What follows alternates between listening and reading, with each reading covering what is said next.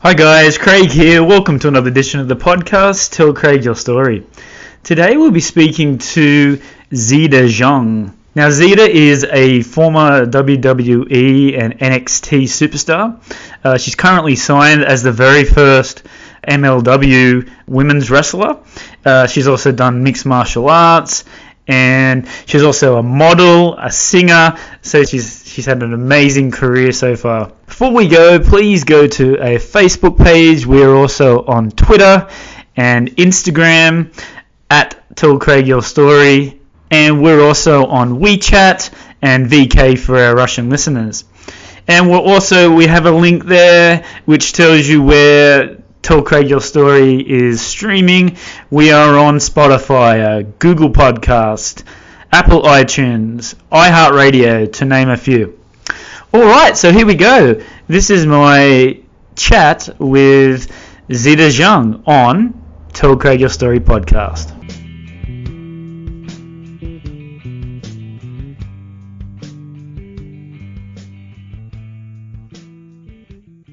Hi Zeda, how are you doing today? Hey Craig, I'm doing well. How about you? Yeah, I'm doing good under these conditions. Right. Yeah, still in lockdown. So firstly, tell us how it is. You're currently in Taiwan at the moment, is that correct? Yes. And how is it affecting you? Like, how's your family? Is everybody fine? How are you managing in this sort of period with the whole coronavirus? Well, luckily, we're very safe here. The virus is not affecting Taiwan too much. There's no shutdown, and there's never been a shutdown. They're really strict with everything. So Mm. I saw in the news actually that Taiwan was rated number 2 for the safest place to be at during Yeah. this pandemic. So luckily, I'm very lucky that my family is over here and that we're all pretty safe. Like they're really strict with everything, but even before this whole virus, they've been pretty strict in general. So I think that's why it's been kept under control. It would be like the only difference now, like before we would all wear face masks anyways Yes. because the pollution here is Of pretty course. bad, the air pollution, because they burn coal still. They don't go with nuclear energy. So the coal leaves all these ashes all over the place. So literally when you're out sometimes you'll come home with your face kind of dirty from all the ashes. So everyone wears a face mask regularly just for the safety of their Yes. lungs. But we went over to a buffet to eat. Like all the shops are, I would say, I don't really know how many are closed or how many are open, but the ones that are closed are more so closed because of their own choice. They Right. close because people aren't coming in. Due to the virus, they're scared and staying home. So it's affected businesses where they feel they need to close. And unfortunately, a lot of businesses, like smaller businesses, have to close completely, like permanently close.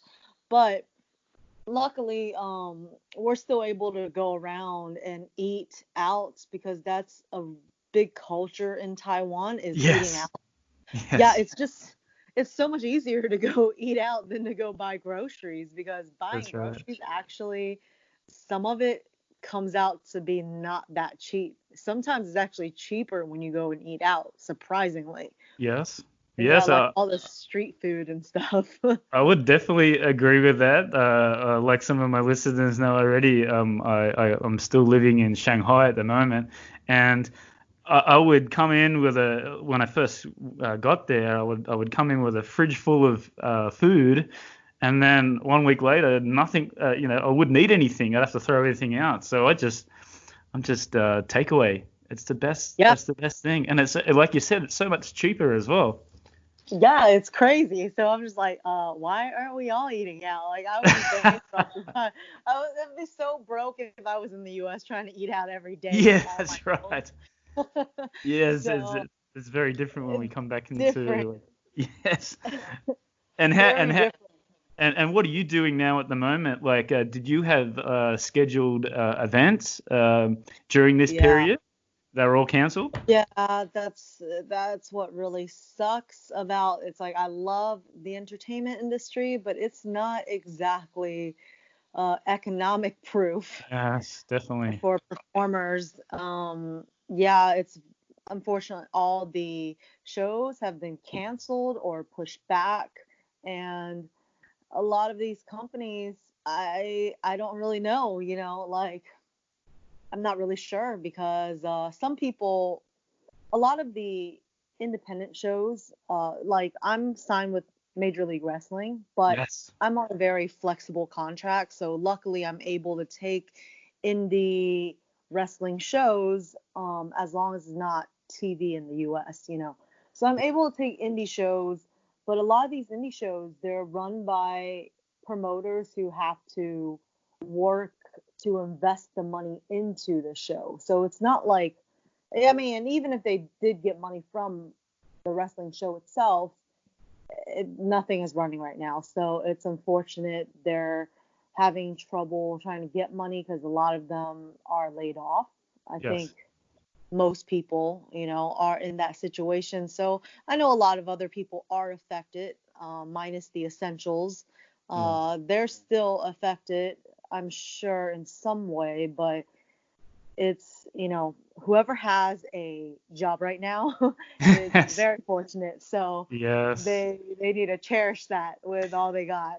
Yes, exactly. And Well, an example here down here is like even the people that aren't working, Social Security, our government is giving them money as well, even if they're not working to help out in this time. So I don't think that's happening in China because I'm in the education and teachers just like the entertainment. If there's no students to teach, then you're not working. So yeah, the people are very, very lucky if you're still working in this sort of period. So, is the MLW, are they have they thought about doing what the WWE are doing and maybe showing events like with no people in the arena? I have not gotten an update on that, but I'm sure they've thought about it. The Yes. only issue though with that is with MLW, most of the people, they fly into town, so Got you. it's not very possible. Whereas with WWE, everyone kind of already lives there. Maybe there's a few people that is in town, but I don't think it's enough for them to really run a show. I'm not really sure because all the signed people, they're all over the place. They're all over US. When with planes not being able to fly, Yeah. there's just no way we can get over there. Yeah, definitely. Yeah, right. And So speaking of which, did you get a chance to watch the WrestleMania, the WWE? I have not caught up yet Right. because I'm on normal life here. Everyone's Yes. on lockdown and stuff, but I'm still kind of going out, honestly. I'm still going out, kind of living normal life out here in Taiwan. So I've been out doing things. Yes. I have splurged on some movies and stuff, but I more so do it to hang out with the family. It's kind of like our bonding time. So Yes. to watch wrestling, that would be more like my own time. Yes, that's right. Yes. So I haven't watched it yet, but I've heard a lot of good things. I'm really excited to watch the Boneyard match and the Funhouse Yes. one. I was Yes. told those were like the tops, Yes. especially the Boneyard one. Very good. I Yes. see that being talked about nonstop. Yeah. And then they said the tag match with Kabuki Warriors and then Nikki Cross and is it Alexa Bliss is Very it good. Alexa? I Yeah, do believe it, so. it, Yeah. yeah, okay, yeah, I think it's them four. And then they said the one with Rhea. Oh yeah, Rhea Ripley and Yeah, Charlotte Flair. yeah, Yes. yeah. That one I'm excited to watch because I I know Rhea's really really good at what she does. Even back when we were in NXT together, like even when she had just arrived, she was already very very good. Right. Um, So I can only imagine, you know, how much better she is at this point in time. Yeah, she's getting a real good push, and I'm really excited for her to, when the crowds do come back to the WWE, that she gets a really good opportunity. Did you get to do any matches with her? Yeah, but we didn't work against each other. We were Okay. on the same team. So it was actually before she was heel. Oh, right. So, Okay. yeah, so when she was a baby face, we tagged together. But we were trained together, and she's always been super helpful and really nice. Yeah, So right. she's like my favorite people actually there. Speaking of your time off, like how do you sort of with your dieting and your training, how is this affecting it as well? Oh, the training. Oh God, yeah. So I have not trained properly for let's see. I've been here for at least a month and a half now. So a month and a half of like really not doing too much. But I guess it's kind of a blessing in disguise because honestly, I got injured back in October. Right. Serious injury, but I still wrestle here and there a little bit. Very carefully I wrestle. That's why I haven't been on MLW because, liability issues. They want to make sure I'm safe. So I'm not officially booked on anything until I get a doctor's release. Um, So but I guess it's, a good time to heal up in this period, right? yes, yes, because I'm always on the go. I never want to take a break. So Yes. it's kind of a good thing. Now I'm not forced to take a break, so I should really take advantage of this. Otherwise, I would be taking indie shows here Right. and there. I really shouldn't even take those. Yes. But right now I'm mostly doing physical therapy exercises at home, Okay. and even some of the gyms here. Well, the gym I'm trying to go to out here is actually closed All until right. the 25th. So, I went. They didn't even close until recently. Everything was fine when I was here back in March. Me and my dad stopped by there to try and sign up for it, and we're like, you know what? We'll sign up at the beginning of the month. That way, it'll be easier to calculate, a monthly fee Yes. because there was only a few days left. So we stopped by on April 1st to find out that it's closed until the 12th. So we're like, oh, great. We'll just wait till the 12th. Ah, Go over yeah. there on the 12th, and then it's closed till the 25th. Yeah. So I'm just like, oh, gosh. So now I'm just kind of working out at home. But, luckily, the PT exercises, it's all body weight training. And I mostly don't even use weights. So it's not really like I super need a gym. Yes. Um, I can do everything with body weights. It's more That's so right. just, yeah. Didn't The didn't only uh didn't Bruce Lee have that sort of theory? Like if you could if you could push your own body weight, that's sufficient? Yeah, it's more efficient that way. I'm not here to win a bodybuilding contest. That's right.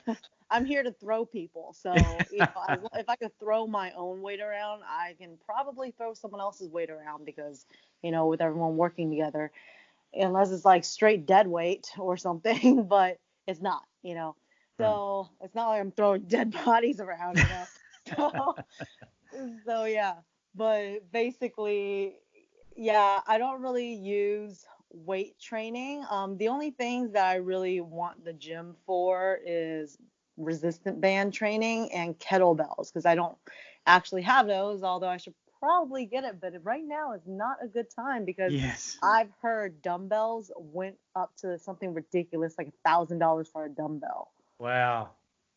Yeah, for that I Isn't think it's that the crazy? dumbbell from the Bowflex gym. Yeah, it's insane. $1,000. I didn't want to buy a kettlebell before because of how expensive it was. Yeah. Now I'm just like, what? Crazy. I'll just do some push-ups or sit-ups or burpees or something like that. Exactly. So I'm just like, no, no, thank you. But luckily, here in Taiwan, all the parks here is basically like a gym. Yeah, So right. I could go to a park and just use their uh I guess they would call, I'm not sure, I guess they would be called machines. I don't know. It's not like electric powered or anything, but the way it's made, you basically have your elliptical, you have like your cable workouts and stuff like that. They have Yeah. some stuff there actually. Yeah, right. So yeah, I just do body weight stuff. And it's been helping a lot. So, and also needing one of those boxes. I guess I could step on a chair, but I need it the right height. Gotcha. So thing that I'm waiting for in the gym, and more so, it's a nice way for me to not get distracted. Because when I go into the gym, I basically shut everything off. Like, well, I don't shut it off, but I don't keep it on me. Like, I don't really look at my phone. I just go in and get it done. Get into Yeah. it. Yeah. Well, And when it does come back, will you still do events in Taiwan, or will you go back to the US, or what's your plan sort of when this thing eventuates? it really depends. So I would like to go back to the US. I have a lot of things I need to get done over there, and I can't receive packages, which is Yes. a main thing also because my sponsors are sending me stuff and I can't promote Promoters. for them. Yeah, I can't promote it because to have it sent over here would be something ridiculous, like at least $100. Right. So I'm just like, let me wait till I get back. So, but the problem though right now is even if this virus does get better, where they open up borders and flights, I just feel that it might not be that safe. I feel like Mm, there needs to be a bit of a waiting period to see yes. what goes on before I go back. Yes. So if that is the case, I'll probably stay out here and just wrestle in other areas like Taiwan. I'm supposed to go to the Philippines, so hopefully Oh, the Philippines. nice. Yeah, but it really depends on shows because the thing Yes. is, the shows in Asia, there's not as many throughout Asia. So it's not Right. like I can book up stuff easily. Sometimes with these shows, they sometimes run once a month, and that's a good thing. That's like Right. good for them to run once a month. But some of them run like once every 2-3 months. So because of that, I can't wait around for 2-3 months just to take a show. Uh, so yeah, I mean, I guess it really depends. I do have shows technically booked in the US, um, but the whole situation has to depend on this virus. Yeah, that's Safety right. first. That's right. And I recently, a couple of months ago, I interviewed a wrestler in the OWE, Oriental Wrestling Okay, Entertainment, which one? the one that's based in Shanghai. But now I think they moved to, when I spoke to him, he was doing events in Cambodia. Yes, Um, yes, yes. They moved to Cambodia now. yeah, yeah. So I spoke to Junji. Oh yeah, I love So Ginger. So Yeah, he was the Ginger, Ginger. Okay. he invited me to one of his events in Shanghai and had a great time, and yeah, kept in contact, and yeah, now he's in Cambodia. It was an interesting conversation because he was like, come on, it's okay. Oh, my English is not very good, and it's okay. Come on, we can edit it, and but it was a really interesting conversation with him. But have you been involved with those guys or not? No. They contacted me to have me back, but it really depends on the situation. I Right. mean, uh, well, unfortunately, one, I'm injured, and Ah, two, it depends at the end of the day, it does matter on pay, because before when they had their Shanghai location opened, um, I was getting paid pretty decent actually, but even decent, I'm actually losing money being right. out there, or breaking even, and I can't do that. Yes. Being in the US, I Yeah. got bills back Yeah. home too. So Yes, exactly. Yeah, Yeah. so because of that, it really depends. I went out there for a bigger opportunity before when I went out there for so long, but it honestly kind of hurt me being gone that long. And with Asia, they don't want to just bring you out one time or, two times. They want you to stay for At months all. at Yeah. a time. Yeah. Yeah, So because right. of that, I just can't stay another 3 months. That's way too long. And within the entertainment industry, like 1 month of not being active, you're pretty much dead to the world. So it's like you gotta be doing something in the media, Yes. um, for them to constantly remember that you're still alive and Yeah, still doing this. exactly. I was looking on your Instagram account, and I guess you're involved in Cameo, so you could do that all the time as well. How did you get involved with that? They just hit me up. They just contacted me and was like, "Hey, can we put you in the database as one of our celebrities to do cameos?" And then they explained it to me, and that was it. It was a nice and simple process. Yeah, right. Set up a profile, and bam, there you go. Have you had any stories or experiences with this Cameo? Because I'm sure you get some Um, crazy requests. yeah, I have. I've had some weird ones. I've had some weird ones where I'm just like, yeah, and I had to just turn them down. So there's been a lot of strange request. Just had because luckily in Cameo you get to accept it or deny it. So I just Right. denied the strange ones, all the ones where I feel like people are trying to get me to what do you call it?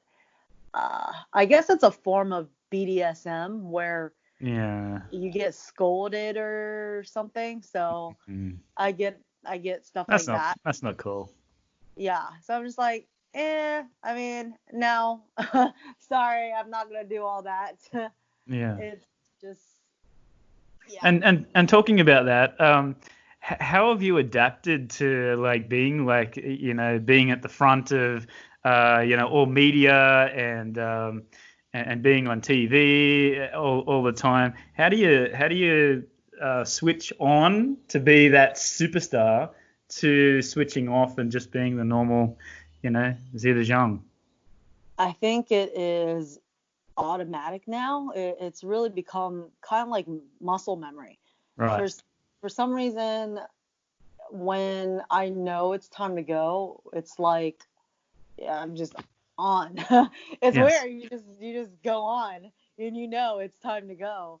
I think maybe because I've been doing it for so long at this point, not wrestling, but performance in general, because I've always enjoyed art and performance, Mm. um, specifically singing. Art, traditional art was the art that I was brought up on. So I did that since I was 2 years old, went Yes. to art school, went to art college and everything to pursue the arts. But during that time in college, I also found more love for other type and new loves of other type of art forms. But I've been Right. singing since I was four, 4 years Wow. old. Wow. Um, but then I got more serious about it at 9 years old, and Yes. then I got really serious about it. Well, it was a whole gradual change. 16, I got more serious. Then I actually have very bad social anxiety, Right. and stage fright. Oh. So yeah, it's been a whole process trying to get over it. I'm Wow. over it now. Well, I guess you don't ever actually get over it. It's kind No. of a thing that you always just have, Yes. but I've learned to cope with it. That's. So I remember I used to almost faint Oh from wow. being so nervous of Yes. being in front of people. And I remember I would do things to I started actively trying to get over my social anxiety and stage fright and all that actively since I was 12, but I always knew that I had an issue with that. I was always really shy and couldn't even look people in the face. Wow. Um, So I've noticed that that's maybe an Asian culture. yeah, I You think it know, has just to very do with a shy and lot. they're they put their mouth over their face and when they laugh, you know, to show no disrespect to the people. So yeah, Yeah, so yeah, it definitely is an Asian culture to be more reserved, and it's like growing up, like for people to not be shy, I would say part of it has to do with your natural personality, but a very large part of it has to do with your upbringing. of course. And so just being in the upbringing of not really being around people, and I was born in the US, but my grandma took care of me and she didn't know any English. So Right. I didn't learn English until I was 6, even though I was born in the US. Oh, Um, ni hao. yeah, right. So it's it was really tough for me in Yeah. school. And being shy and not being able to speak the language, it kind of just fed off each other where it made me so scared to interact with people. Hmm. And from where I'm from, it's kind of racist. Oh, It's not there's not that many Asians, and especially back then, yes. it wasn't exactly easy growing up. Yes. So it made it really tough for me to have a social life and interact with people. So it made my social anxiety really bad. And I think honestly, my social anxiety developed from these experiences in my life. Yeah, right. Because as a kid, if you had good experiences and people are wanting to be friends with you, then that'd be different. But since I was in as young as preschool, I've been bullied like my Mm. whole life pretty much. So when I think of interacting with another human being, I think, oh, I'm going to get bullied. You think twice Oh, about it. yeah, exactly. So because of that, it I guess it developed this type of social anxiety where I have anxiety just being around people and I just want to be invisible, which is Yes. funny because now I'm doing the complete opposite of that. But I just want to be invisible. I didn't want anyone to notice me because I didn't want anyone to make fun of me and bully me. Right. So I started trying to get over my social anxiety since I was 12. And I think after 10 years, when I was 22, was when I finally felt confident enough in myself to say that I can seem like a normal, outgoing person, even though I'm not. Right. So, all that practice from before, and then when I was 21 and started modeling, I've been modeling for years and years, like 13 years at this point. All right. Yeah, 13, 12, 13 years. So it's all that practice of being in front of the camera, being in front of a crowd, and also singing. It really helped teach me to be able to just turn it on when it's time to go. Yeah, right. Like it's the weirdest feeling. It almost feels like I went into another person's body and I'm not me because knowing how I am naturally and then being a whole different way, but still part of me, it's very strange because it almost seems like someone else's soul went into my body and took my body over and was like, all Yeah, right, right. now it's showtime. But it's the strangest thing. But I still get nervous. I Yes. still have my off days. Definitely had my off days, and that still is a thing I have to battle with. Yeah, right. That's a great answer. So let's go back. So you said that you were born in the US. You grew up in Virginia. Is that correct? Yeah, Virginia. Virginia, right. So can you tell me a little bit more about that? Like, when did your parents, were your parents born in Virginia? How did that all work with your family? No, so I think I'm first generation, that's what they call it, where the Yes. parent is not born in the US. They immigrated over and I'm the firstborn in the US. Okay. But my dad is from Shanghai, actually. My Right. dad's from Shanghai and my mom is from Taiwan. So my mom's ancestors have Yeah, I was born in Virginia, but my dad's from Shanghai, and my mom is from Taiwan, and her ancestors been in Taiwan like for decades and decades, Right. centuries or whatever, before Taiwan became Taiwan, when it Wow. was still Formosa. Ooh. So basically, my dad came over to the U.S. back in the 60s, So and so, was that tough for your parents when they firstly come to the US? oh my gosh, it was really bad. It was really, Yes. Well, I mean, um, you were talking about yourself, being peer pressured, and I could only imagine your family first coming to the US. yeah, it was really bad. I feel really bad for my dad, honestly. Right. He came to the U.S. with absolutely nothing, like literally the clothes on his back and a Chinese to English dictionary. Like Right. it's literally like something out of a movie. It's crazy. So, what had to happen was when he was 6 years old. Uh, when he was 6 years old, my grandma had to sneak him onto a boat in the Oh, middle of the night and oh my sneak God. away to My Hong God. Kong. So it was crazy because if you were caught, you would get killed. Everyone would die. So there's literally all these people trying to escape. And um, during that time, when they were escaping, my dad actually had an accident and hit his head and fell into the ocean. And it was in the middle of the Oh, night. It was all dark because they couldn't use any flashlights. They had to sneak away and not get caught. So yes. because it was dark, um, there's a 6-year-old boy that's knocked out and can't swim and just in the ocean. So my grandma at the time was crying like, "Oh my gosh, my son," and the the people that were helping her sneak out was like, "Shut up, you're gonna get us all killed."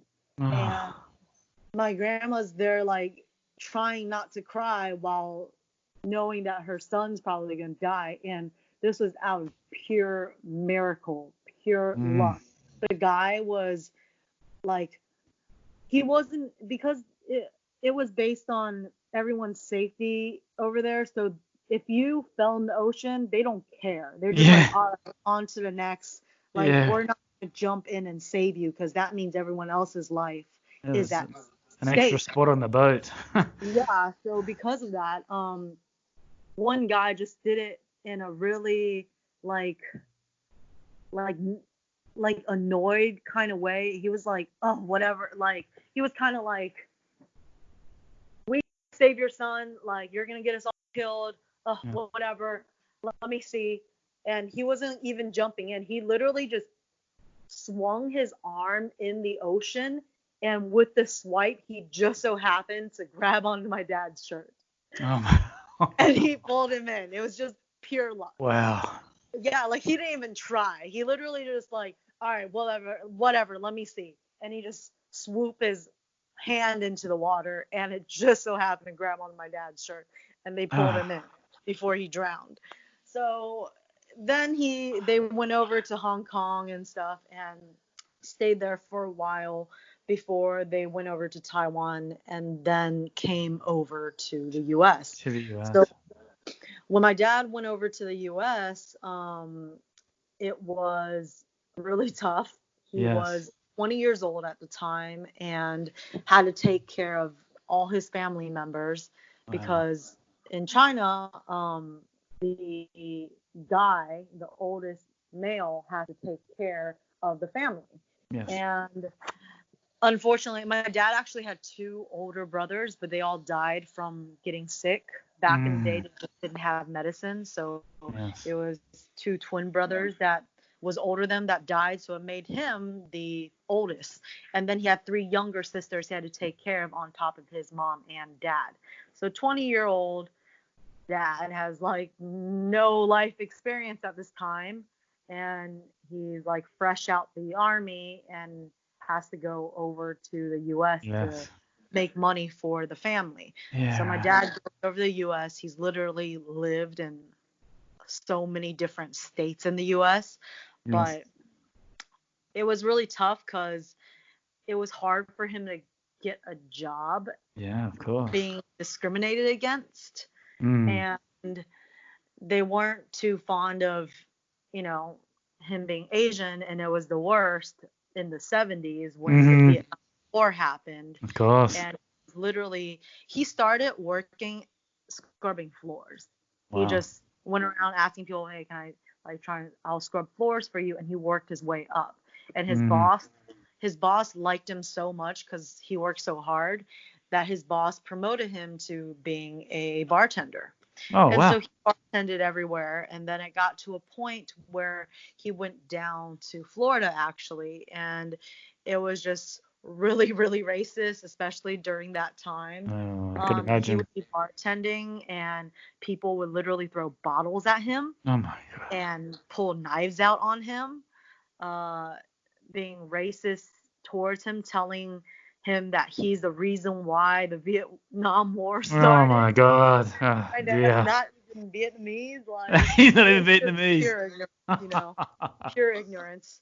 So Yeah. I'm just like, wow, he had to deal with a lot, and he saved up a lot of money. To all the money that he got, he sent to his family, and That- then he saved what he could to put towards opening a restaurant. And unfortunately, he was super broke.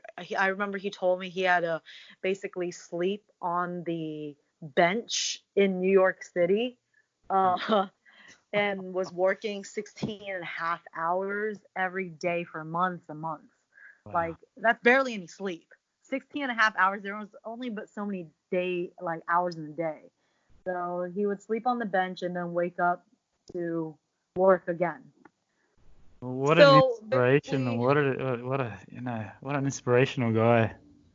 yeah, I mean, I really look up to him. Like, when people ask me like who's my inspiration, I would say my dad.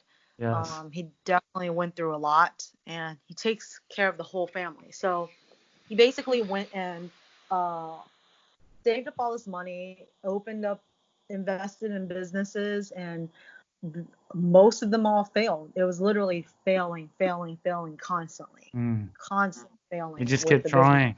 Just Yeah, and he just kept trying. And what was even also another thing that was messed up was his first marriage. He was married to this woman that basically, like, I don't know, she was just not a good person. She basically just used up all his money. He literally worked for 2 years straight. He gave her all the money, trusting her to handle it because she's from the U.S. So mm. thinking, oh, she knows how the laws are here. She knows how banking works. So Yes. here, you keep all the money, wife.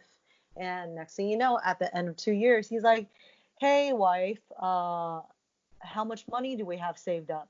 And there was absolutely nothing. And actually Wow. put because of all the she spent all the money on useless crap. Mm. That's So crazy. then divorced, rightfully Yeah. so, Good. rightfully so, Yes. and then met my mom. So, which was great. When he met my mom is, she comes from a very poor family, a Yes. family of like 7 children, and all barely couldn't make money to eat. Like, my dad and my mom, actually, my dad didn't get to go to college because he grew up like pretty poor. Yes. Uh, and then my mom, she also grew up poor.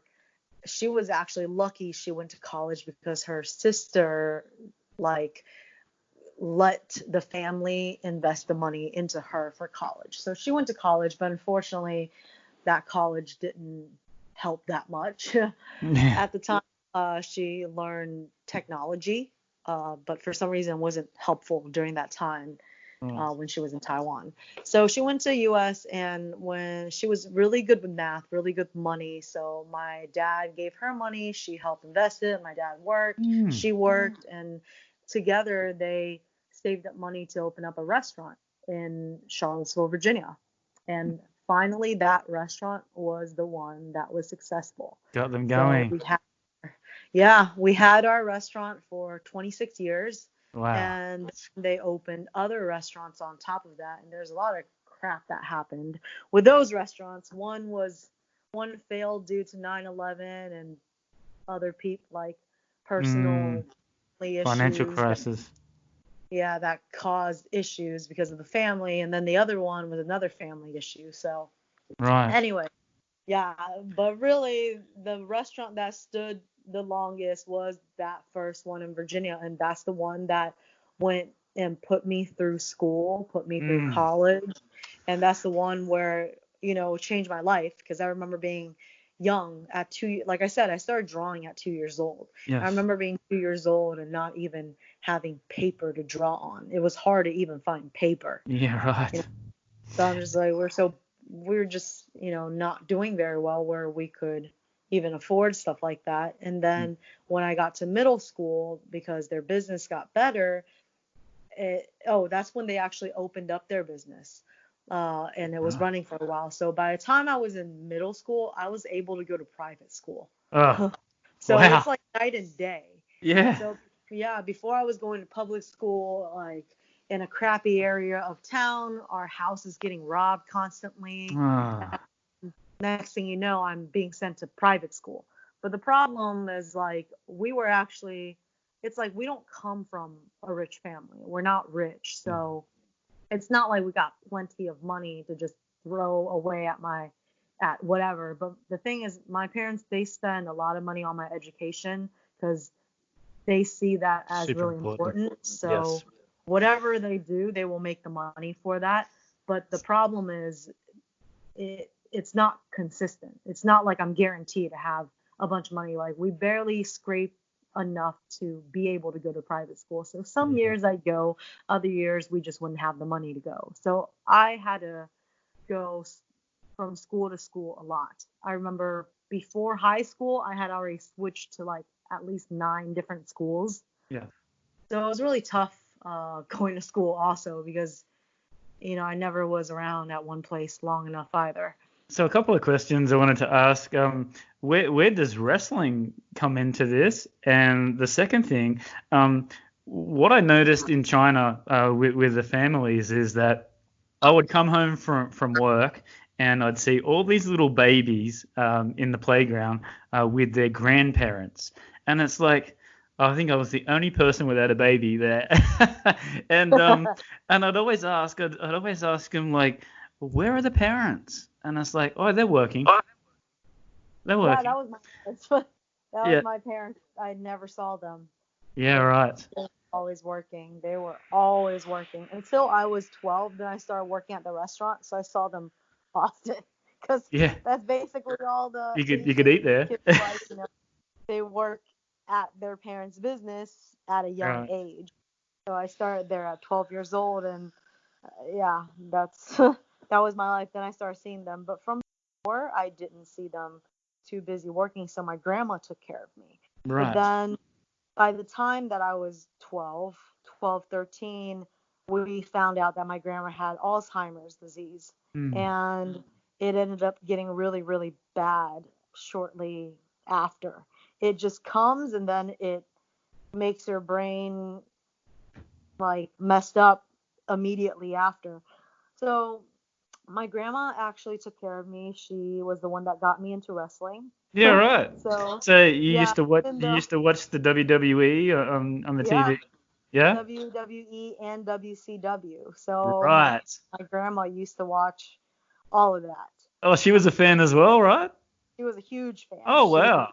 a huge fan, even though she didn't understand English. Yes, But I think pro wrestling is one of those things where it's universal. It doesn't matter if you don't know the language. of course.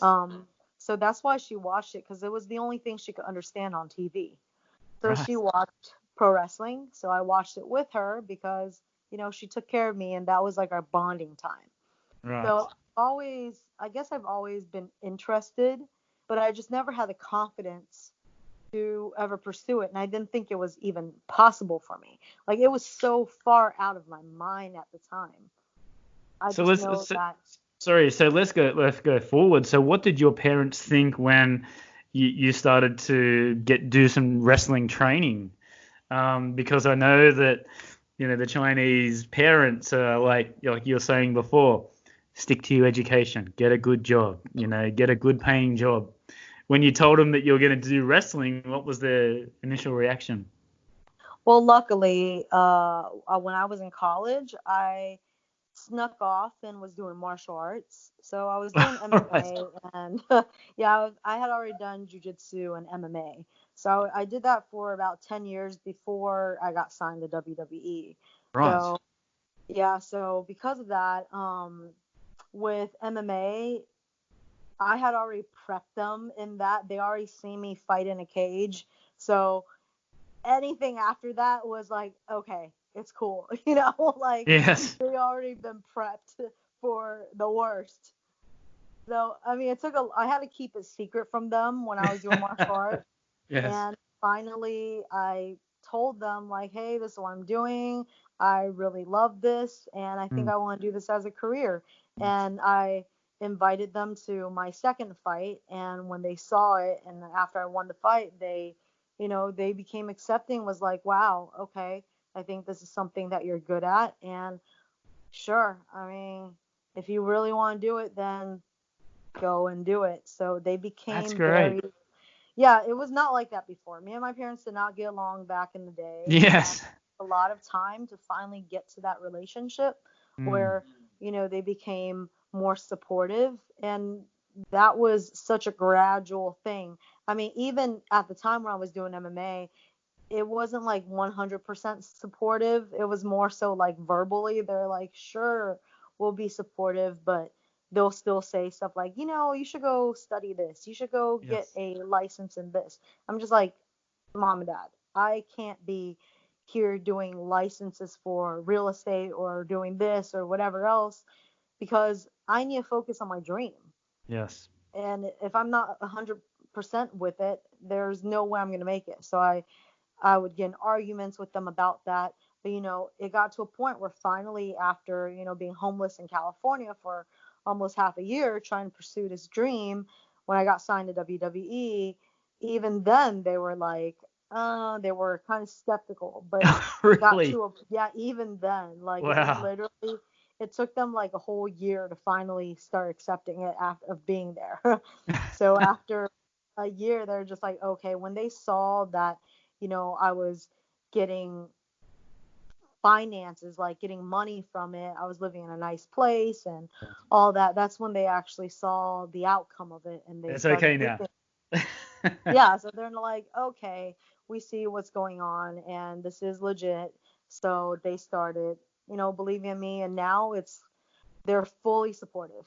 Even That's after that's even great. after the release and everything, they are fully supportive because they saw that I wasn't willing to give up. And that was one of the it was one of the nicest things for them to tell me that they were proud of me because Asian parents, the Asian culture, they don't really get too deep with their emotions. They Oh don't really yes. talk Yes. about stuff like that. They're not like, hey, we're proud of you, son. We're proud of you, daughter. There's none of that whole thing going on. They show love in a different way. Yes. And for them to actually tell me, like, hey, we're really proud of how you handle everything and how you're not ever willing to give up on anything. And it makes us feel like we don't have to worry as parents. We feel like no matter what situation you're in, you're always going to be able to pick yourself back up. And Yeah. that was the nicest thing to hear from them. So since then, they've been super, super supportive of That's everything. great. That's so cool to have him on your side finally after all these years. I I, know, literally my whole life. Like yeah, I'm almost 33 at this that's point. right. Like, Better late than never, I guess. yeah, right. So who were your favorite wrestlers growing up, and who were some of the new wrestlers that are up and coming? So I had a huge gap during my time watching wrestling. When I was watching it, I watched it at like 4 years old. So this Right. was before I started learning English because again, I didn't learn English till I was 6. And that was just learning to understand, but I still couldn't speak it or anything. So, and my understanding of it was still limited. So, 6 years old was the start of me understanding the English language. So at 4 years old, when I was watching wrestling, I didn't even know what I was watching. I was watching.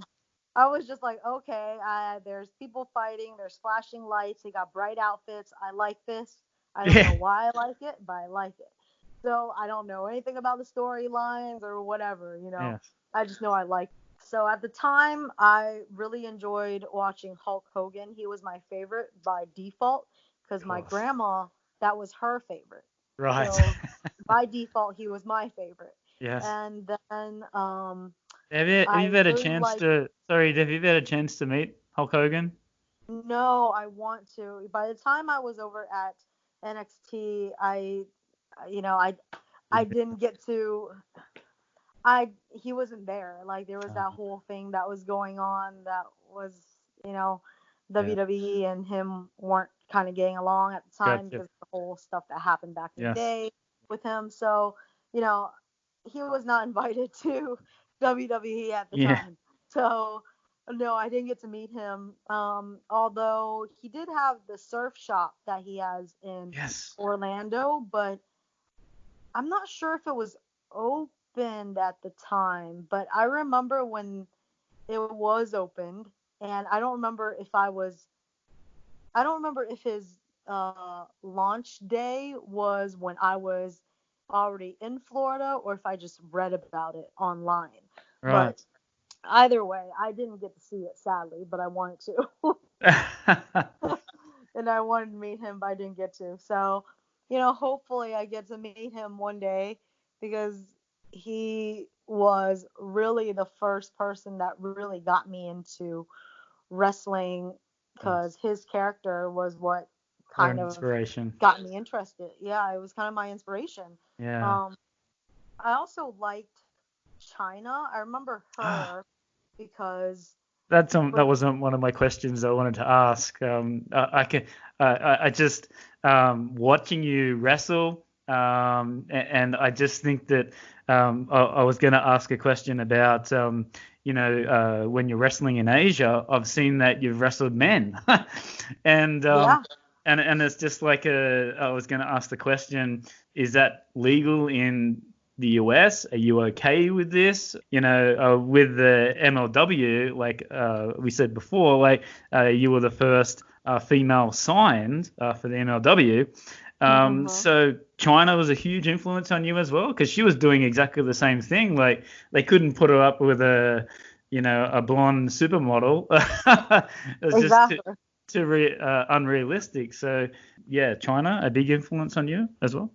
Yeah, because well, first her physique was Oof. insanely phenomenal. I was like, Yes. wow, and especially back then, it was she just really stood out to me. I remember her, Yes. even though I didn't understand, I know she really stood out, and I was like, wow, this is a female here with a bunch of buff dudes, and she's holding her own and doing very well. So it really made a big impact on me, especially being a girl. And the Yeah. thing is, I've always been a tomboy growing up. Right. So being a tomboy and seeing her doing something that's considered so manly of a sport, it really inspired me to make me feel like I'm not alone. Like Yes. I'm not that weird. I mean, I guess I am weird, but I'm not that weird because there's someone else that's doing something like this. So that's out of the ordinary. So it's been really nice to see that to what it is now. And I'm fine with wrestling guys and stuff because when I was in MMA, there was not many girls in it. Right. That was Yes. before Ronda Rousey even came on the scene.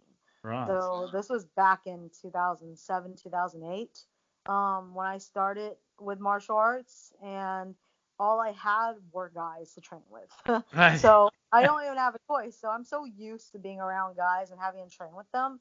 And honestly, in a way, I kind of I mean, I think it's important now that I've, gotten to this point, I think it's important to have two types of training partners. You got to have, the having guys and girls is necessary. Yes. But my first experience with my martial arts training was all guys. So going into that, having to go against guys all the time, always being smashed on the bottom, always being the one that has to play defense because Yes. they're just so much stronger than me. And being in a southern place like Virginia, and being with, amateur wrestlers who come from, the country, they don't really like losing. They don't, it's to a girl especially. Yes. So it's like a big ego thing Yeah, on top of macho it. ego, yes. So they will go really hard with me. So, and back in the day, they don't care, They go really hard with me, and but it actually helped me because for my first jiu-jitsu tournament, I remember just throwing these girls off so easily because I was just so used to pushing guys' weights off me. I remember like pushing this one girl off and she went flying. I was just like, oh my gosh. I literally felt like the Hulk. I was just like, oh my gosh, how am I this strong? I felt so strong and so invincible because I was just so used to training with men. Yeah, right. And speaking of wrestling and wrestling man and wrestling models, I want to get your opinion on the phrase that gets put out there that wrestling is fake. When somebody comes up to you and says that, or you read that in the media, what do you say to that as someone that's been in the industry for such a long time now? Well, I don't really take it as personal. Where I think the reason why that is because I come from a martial arts background, so I kind of see it Right. in a different view. Because the thing with martial arts, people can say that's fake. People Yeah. can say, people say kung fu is fake. People say taekwondo is fake. Yes. Like every martial arts is technically fake in someone's eyes. Yes. So I see pro wrestling as another art form. It's kind of like another martial arts in a way. Because Yes. some of those moves actually do work. And the thing is, people call it fake probably because they have UFC and MMA that they're basing it off of. They Right. think this is real, this is fake. But, even with MMA, there is ways where it's rigged. Boxing super rigged. I mean, no offense to Yes. boxing, but boxing's rigged. I mean, everything can be fake. It just depends on what your definition of fake is. That's right. The Some of the moves in wrestling are not fake, and most of those Definitely moves not. all came from real moves back in the day, but they just do it in a different way. So the only thing that's fake is the outcome.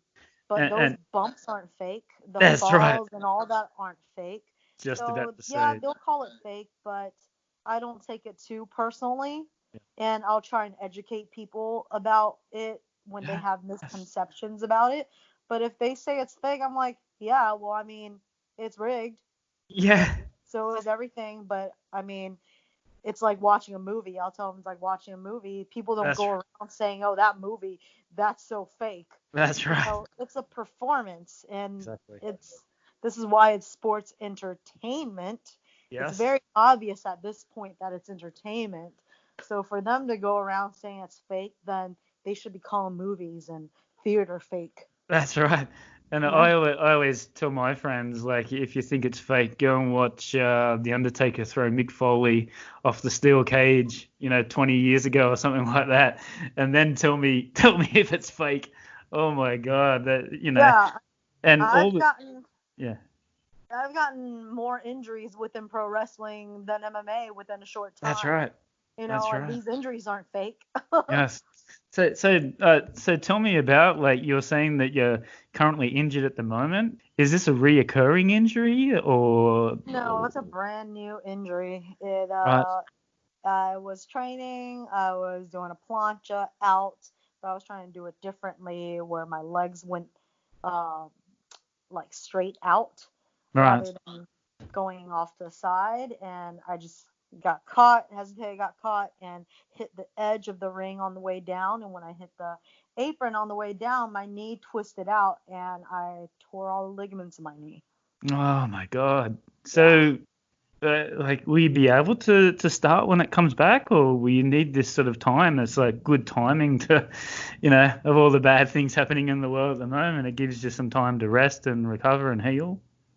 I mean, I'm lucky that I feel I'm one of the few people who are able to operate without an ACL. I've proven it with my other knee. I have no ACL in both knees now, Yeah. but my other knee, I haven't had an ACL since like 2008. But I hurt that from Muay Thai, and then I had all my fights with no ACL and got through WWE with no ACL because they don't even sign people without it. Yes. And actually, from what I was told by doctors, that I was the first person they ever signed without an ACL. Wow. So I never got surgery with it. But And it's all I did fake, was remember? use, yeah, I mean, I used just physical therapy to fix it. And so I make my muscles strong enough to hold everything in. So I don't really believe in surgery, because I've been fine without one. And in time, I just need time for this knee to heal to be able to wrestle fully again. But even shortly after I tore my ACL, I didn't even know it was torn. I was shocked. The doctors didn't even think it was torn either. I literally Wow. had a doctor friend come over that night when I tore my ACL to check on it to make sure it was fine. It didn't even hurt that much. I was just like, oh, it's probably just a strain. And he looked at it and checked it out, and he was like, yeah, it's probably just a strain. You'll be fine. Next thing you know, I go get an MRI, and they say my ACL is fully torn off. It's completely torn. Fully torn. My LCL, MCL, meniscus, and PCL is all torn. So every freaking ligament That's in the hurting knee me. is That's hurting torn. me now. You're just talking about it. Yeah, like by doctor's standards, I should get surgery. Oh, But the thing is, I've proven I don't need it with my other knee, and I've also proven it so far with this knee. Because it is a fresh injury, of course, I can't do everything, but I've actually still been able to do a lot considering how bad this injury is. This knee is actually worse. I mean, no, my other knee was way worse than this knee currently now. So if I could do everything on the other knee, then I know I will be fine with this knee. So wow. basically, shortly after it happened, it hurt the first day. That night when it happened, yeah, it hurt, and I couldn't put weight on it. But by the fourth day, I was pretty much fine. Back And on, then yeah. on in two after 2 weeks, I went to the doctor's office after the doctor saw my MRI, and he kept pushing me to get a surgery, and I keep telling him no, I'm not going to get surgery. And I told him about my other knee, and he was like, all right, well, do this move. I could do it. Do this one. He put me through a whole series of tests for my knee, and I was able to do every single one and more. I'm able to do single leg pistol squats on this currently new injured knee. I'm able to single leg jump squats on the knee. I can cut corners, and I can even throw Muay Thai kicks where I'm pivoting off of my foot, like twisting, which are Amazing. all things that medically speaking I you need can't it. do. That's right. So if I can do all of that within just 2 weeks of injury, I will definitely be fine You'll be with ready to a few go. months of proper physical therapy training. That's great. Well, we look forward to that, definitely. Just a couple of quick more questions before we go. Do you prefer being a baby face or a heel? A good guy or a bad guy? Or a good woman or a good, bad woman? I haven't really gotten that much experience as heel. I've always been babyface, Hmm. but I have done some heel work mostly in Florida. Actually, I think probably only in Florida was the only time I was heel. But being heel, even though I don't have that much experience, I think I might actually like him more. I think I kind of find it fun, but Yes. I have so little experience being heel that I'm not really sure yet because I wasn't being a very efficient heel. I was screaming a lot. It was really hurting my vocal cords, and Oh, I can't be having that. Uh, but I'm sure if I gave it more time, I would probably like being heel more. I'm give it a really go. glad I started with babyface. Yes. Yeah. It's interesting. Like you compare it to like Hulk Hogan as well. Like he was the baby face for so many years, and then all of a sudden in WCW, he turned to the bad guy. But the thing is, more people wanted to watch that. They wanted to see him as a bad guy. So maybe in the future you could do maybe. Well, a lot of wrestlers say that it's easier to be a heel, and Mm, I I didn't think that at first, because there's certain parts of it that is easier, but other parts that's harder. But I feel once you learn the basic of pro wrestling, probably being a heel might be a little bit easier. So I would say it allows easier, as in you get more freedom. You get yes. more freedom to not be so cookie cutter perfect, but you get to just do whatever you want. If you mess up, you mess up, Yes. like people will I make meant fun of you. that. That's what they're supposed to do. They're supposed to make fun of you. So Yes, that's it's right. being a heel gives you more creativity, I think. Yeah, that's right. And speaking of which, working on the mic too, like that's very, very important. Not just wrestling. You could be a great wrestler, but if you're not a good person on the mic, they sort of don't sort of push you. And with the current WWE, lots of feedback online is saying that the promos are too scripted now. They don't, like in the old days, the wrestler would come up and just go and talk about whatever they wanted to talk about. How do you go about it? Like you were saying that you were a bit shy when you were a bit younger, but how have you developed that with your wrestling career? I wish I was able to develop it more, because I actually kind of, I would say, prefer it. I prefer more promo stuff, more of the performance acting side of it. Yeah. Um, I unfortunately don't get that much experience with it, because the only time I ever really get to do promo work was when I was in NXT. Right. And even then, they don't really do it that much. It's not a thing that they do that often. And I feel like whenever I did do promo work, I've always done pretty well, because I'm I I would say I'm pretty good at writing. I used to be a musician before wrestling, so I've Oh, always enjoyed writing. interesting. So I think the things that I say in promos are pretty decent, and I can deliver. It's just a matter of being able to get over the nerves, because I sometimes, when it comes to stuff like that, I think it's because of the lack of practice. Yes. That's why I get nervous. So sometimes I will be, super on, other times I won't be, and I can't let it be a hit or miss. When it comes to that, I have to always be on.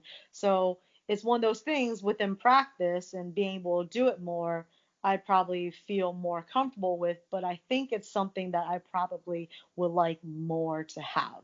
Yes. Um, Out And here in then the and indie, then go sorry, ahead. and have more, and in the future maybe do it as a heel as well. Yeah, I would like to. I would Yeah. definitely like to do that, and hopefully not so scripted. I understand why they, want it all scripted, probably to put over some important parts, but Yes. I think that's what they just need, is just to have important parts and trust that people can do well with it, because all these people are hired as wrestlers for a reason. Why, right? They're not, they have to be pretty decent for them to finally put them up to do a promo. Yeah, right. And speaking of which, I saw on your Instagram that you're doing like you've got a clothing company, FRCH in LA, helping female that are not well off. Is this true? Oh, for the domestic violence? Yes, yes. Yes, that's true. Because So tell us about.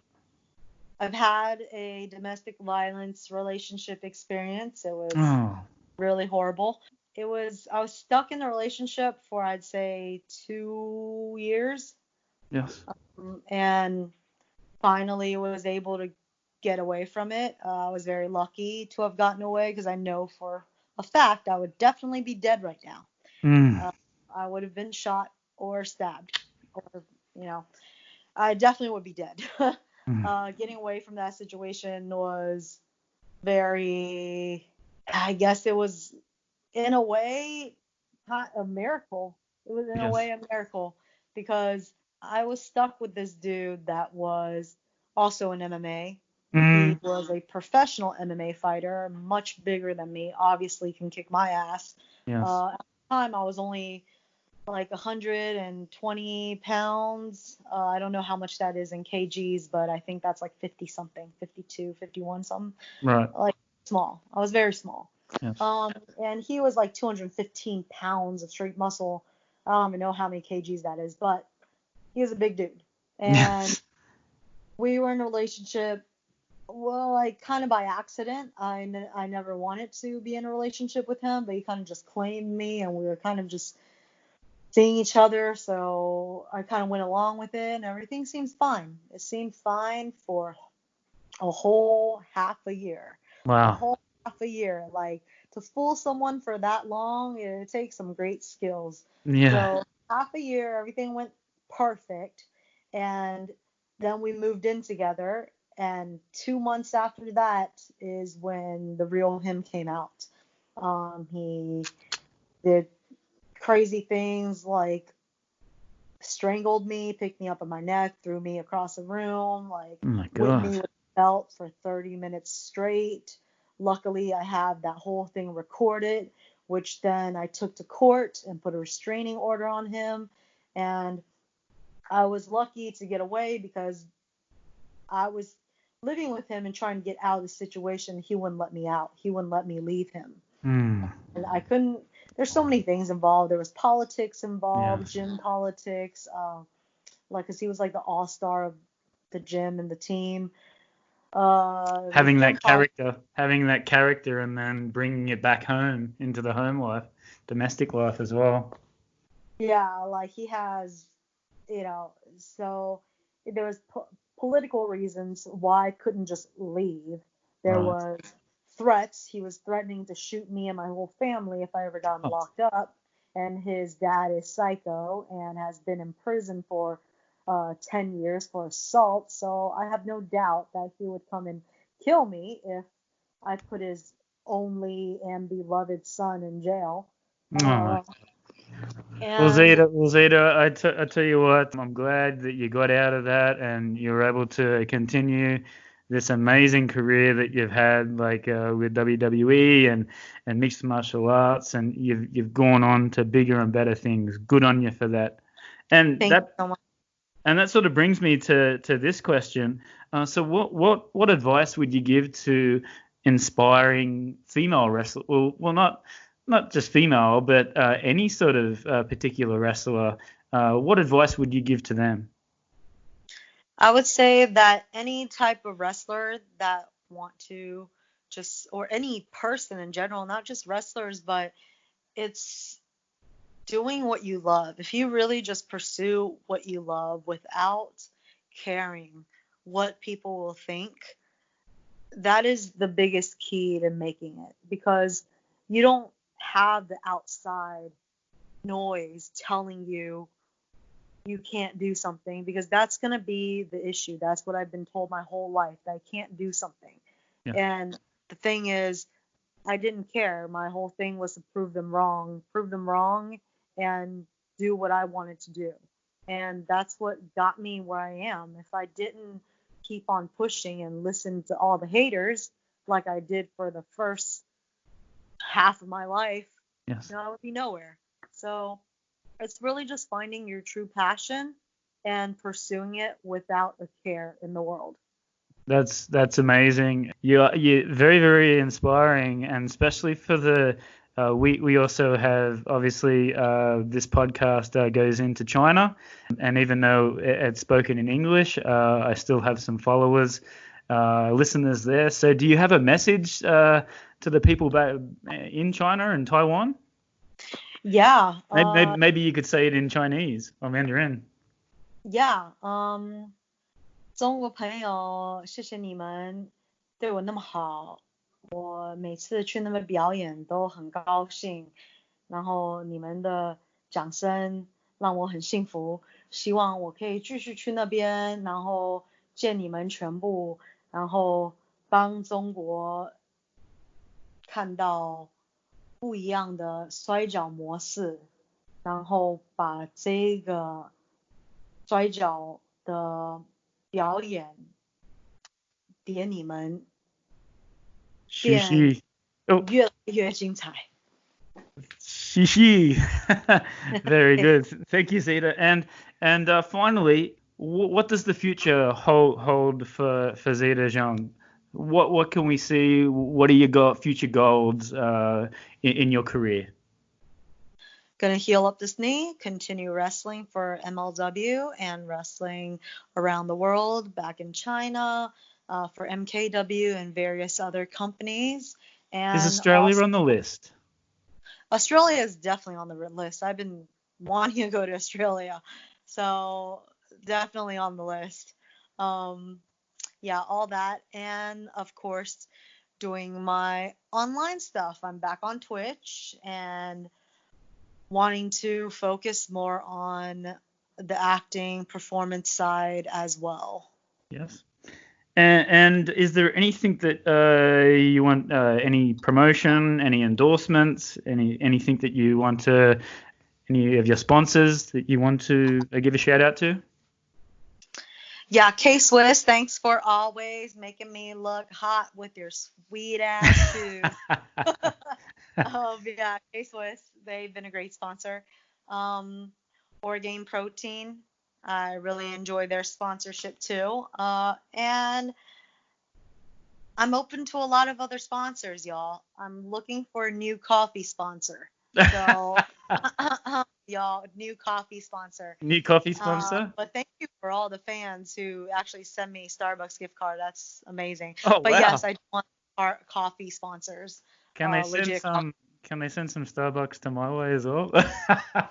Yeah, right? Come That'd be on. awesome. Sure.